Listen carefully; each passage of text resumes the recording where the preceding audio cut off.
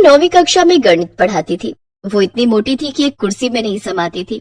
उसके लिए कुर्सी में बैठना मुश्किल हो जाता था। एक दिन प्रतिभा ने स्कूल के पीएन को बुलाकर कहा, घनश्याम, इस कुर्सी के दोनों हाथ तोड़कर अलग कर दो। क्यों मैडम जी, क्या हुआ? इसके दोनों हाथ मुझे चुभते हैं, मुझे ठीक से बैठने नहीं देते। घनश्याम कुर्सी के दोनों हाथ छूकर देखता है और कहता है, इन्हें तोड़ने में ज्यादा मेहनत नहीं करनी पड़ेगी। आपके वजन के भार से ये पहले ही हिलने लगी है, ये देखिए।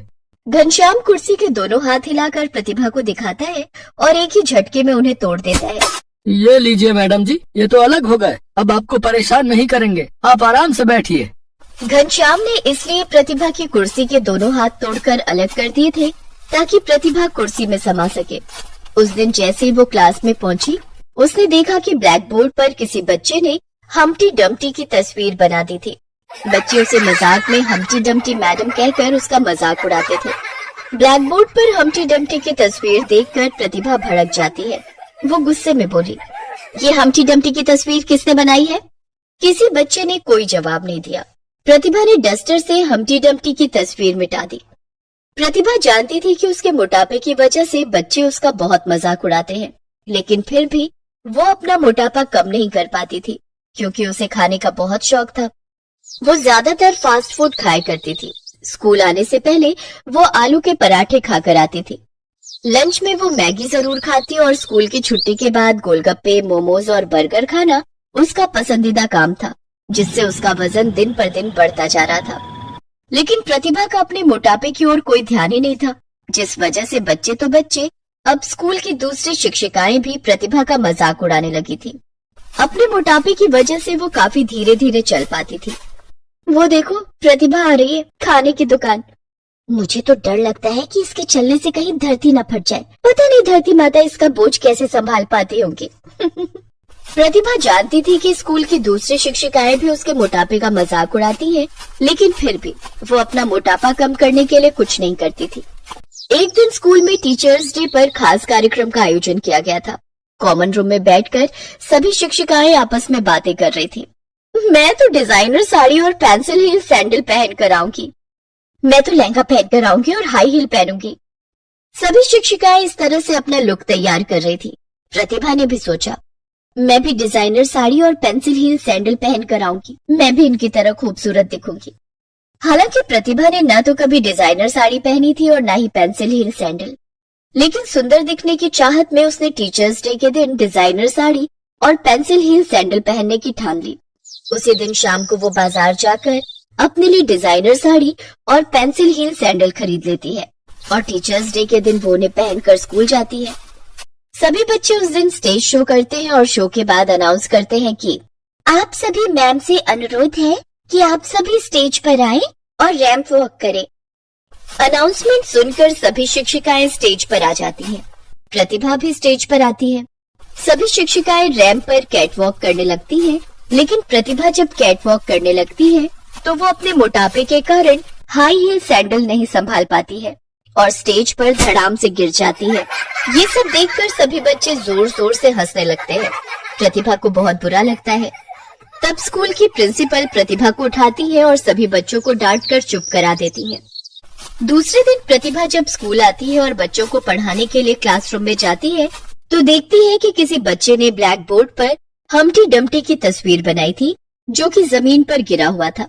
वो समझ जाती है कि बच्चे उसी का मजाक उड़ा रहे हैं। उस दिन तो हद ही हो गई। किसी बच्चे ने गोदाम में पड़ी पुरानी कुर्सी लाकर प्रतिभा के टेबल के पास रख दी। प्रतिभा जैसे ही कुर्सी पर बैठी, कुर्सी टूट गई और प्रतिभा फिर से जमीन पर गिर गई। इस बार उसे ज्यादा ही चोट लग गई थी। वो दर्द के मारे चीखने लगी। उसकी आवाज सुनकर स्कूल का पियून घनश्याम दौड़ कर आया। क्या हुआ मैडम जी, आपको चोट तो नहीं लगी? मैं उठ नहीं पा रही हूँ, मेरी कमर में बहुत दर्द हो रहा है। घनश्याम ने सहारा देकर प्रतिभा को उठाने की कोशिश की, लेकिन ज्यादा भार होने के कारण वो प्रतिभा को नहीं उठा पाया। उसने आवाज लगाकर दूसरे पियून को भी बुलाया।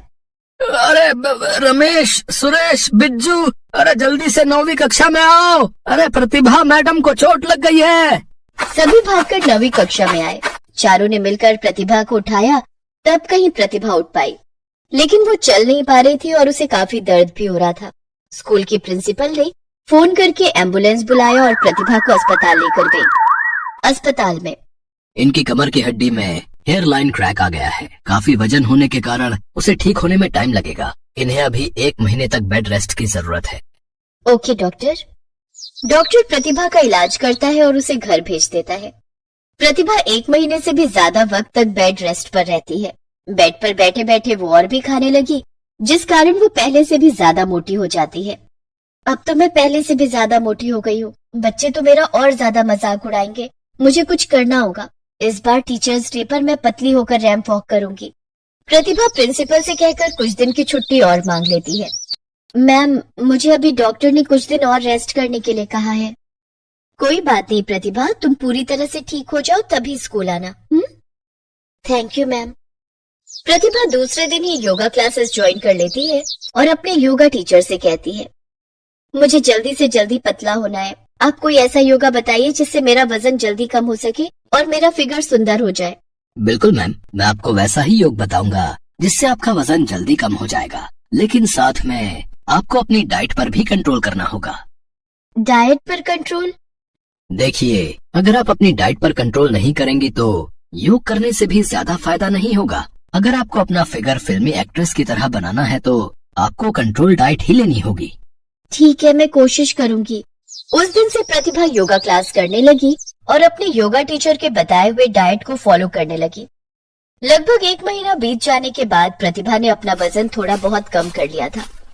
1 महीने बाद जब वो स्कूल पहुंची तो उस दिन भी बच्चों ने उसका मजाक उड़ाते हुए ब्लैक बोर्ड पर लिख दिया था कि वेलकम बैक हम्प्टी डम्प्टी। प्रतिभा ने कुछ नहीं कहा, सिर्फ अपने आप से बोली, बहुत जल्द मेरे सर से हम्प्टी डम्प्टी का टैग भी हट जाएगा। अब प्रतिभा पहले से ज्यादा मेहनत करने लगी। वो स्कूल आने से पहले सुबह 5 बजे उठकर जॉगिंग करती और खाने में ओट्स, सूखी रोटी और हरी सब्जियां और दाल का पानी लेती। फास्ट फूड को उसने बाय बाय बोल दिया था। एक दिन स्कूल खत्म होने के बाद गोलगप्पे वाले ने उसे आवाज लगाई, अरे प्रतिभा मैडम। हाँ भैया, बोलो कैसे हो? मैं तो ठीक हूँ मैडम, लेकिन लगता है आप हमारी दुकान का रास्ता ही भूल गई है। आजकल गोलगप्पे खाने नहीं आती। हाँ भैया, अब मैंने ये सब खाना छोड़ दिया है। मैगी के स्टॉल लगाने वाले भैया ने भी कहा, प्रतिभा मैडम, मैगी से कोई नाराजगी हो गई क्या? नहीं भैया, मैगी से कोई नाराजगी नहीं है, बस अपना वजन थोड़ा कम करना है। मोमो वाला भी प्रतिभा की ओर टकटकी लगाए देखते रहता है, लेकिन प्रतिभा ने अब ये सब खाना छोड़ दिया था। अब स्कूल की छुट्टी होती ही प्रतिभा सीधे योगा क्लास पहुंच जाती और योगा करती। कुछ दिनों के बाद स्कूल में गर्मियों की छुट्टियां हो गई।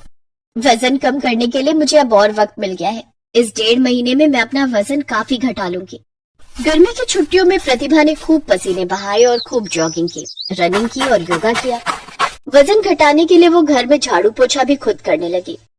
1.5 महीने के बाद जब स्कूल खुला तो सभी बच्चे, शिक्षिकाएं और प्रिंसिपल सभी प्रतिभा का फिगर देखकर हैरान थे। प्रतिभा काफी पतली हो गई थी, या यूं कहें कि वो कामिनी काया की मालकिन हो गई थी। बच्चों ने ब्लैक बोर्ड पर बनाई हुई हम्प्टी डम्प्टी की तस्वीर मिटा दी। प्रतिभा के लिए अब नई कुर्सी आई जिसमें कुर्सी के दोनों हाथ सही सलामत थे। लगभग 1.5 महीने के बाद फिर से टीचर्स डे का दिन आ गया। इस बार भी स्कूल में कार्यक्रम था। इस बार भी प्रतिभा ने डिजाइनर साड़ी और पेंसिल हील की सैंडल पहनी थी, लेकिन इस बार वो सबसे सुंदर लग रही थी। अब वो पहले की तरह धीरे धीरे नहीं चलती थी। पेंसिल हील में उसने स्टेज पर कैट वॉक किया, जिसे देखकर सभी बच्चे मंत्रमुग्ध हो गए। प्रतिभा को बेस्ट ब्यूटीफुल फिगर का अवार्ड भी दिया गया। बच्चों ने प्रतिभा से माफी भी मांगी। प्रतिभा ने सभी बच्चों को गले से लगा लिया और हंसते हुए बोली, वैसे हम्प्टी डम्प्टी भी बुरा नाम नहीं है। सभी बच्चे हंसने लगे।